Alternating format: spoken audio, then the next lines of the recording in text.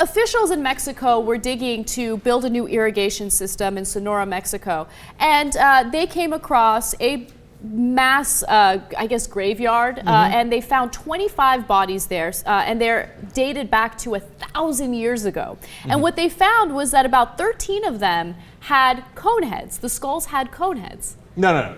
Look at this. Over. Aliens. No. Aliens, come on! How do you dispute that? Okay, first of all, you see the eyes, you see the chin. This is a real skull. They're not playing. They didn't make this up. This isn't out of Saturday Night Live. This is a real skull, okay?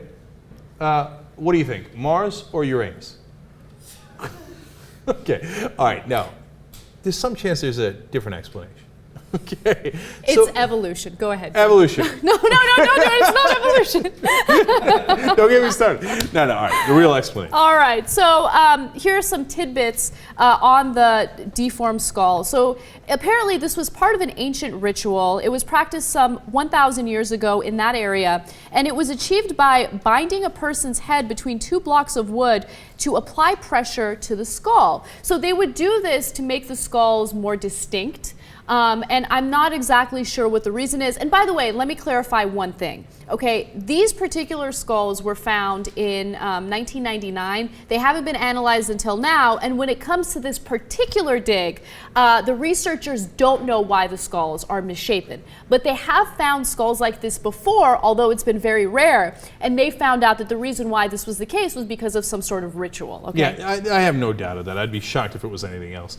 I just want to be clear. You know? Yeah, and look, we still do that to this day in a lot of ways. I mean, we did a story about how some Chinese are breaking the legs of girls and then extending them or putting metal rods, etc., so they could become models. They could become taller so they could be models. And then, of course, the Japanese historically famously bound the feet to make the feet smaller because that was supposed to be attractive. And we also have bagel heads now. Yeah, right? and modern day we have these jackasses who decided that this looked attractive. I don't know what the hell people are thinking, man. Oh, what are you doing? It just doesn't look good. That's the case. I mean, now, you might know this if you had a kid recently or if you're a generally educated person.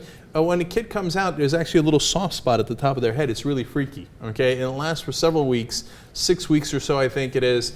It's because as they're coming out of the uterus, their head sometimes has to, the skull compresses and then goes back out. And then the way that it heals, it takes some time for that little soft spot in the head to actually become a skull or to get molded back into the skull. So that would provide an opportunity, I would guess, if you were going to, at that point, apply these crazy ritual, put the wood planks there to elongate the head or give the head a shape. And oftentimes kids have misshapen heads that last the rest of their lives based on how they were delivered, etc. Not a lot, but sometimes. Yeah. So I'm not surprised that they could do this. I'm also not surprised that it was a horrible idea. Part of what they found in the graveyards was a lot of dead kids with misshapen heads. Because if you do it wrong, you're gonna kill the kid.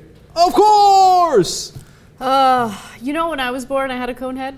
Really? And my parents didn't know what it was. So when I was born, like, my mom started crying, and my dad, and then doctors had to explain. You know, I'm the firstborn as well, so they had no idea. And doctors had to explain, no, don't worry, it's going to go back to normal. It's going to be fine. Yeah. So my dad's first comment when I was born was, "She's so beautiful, but her head is so ugly."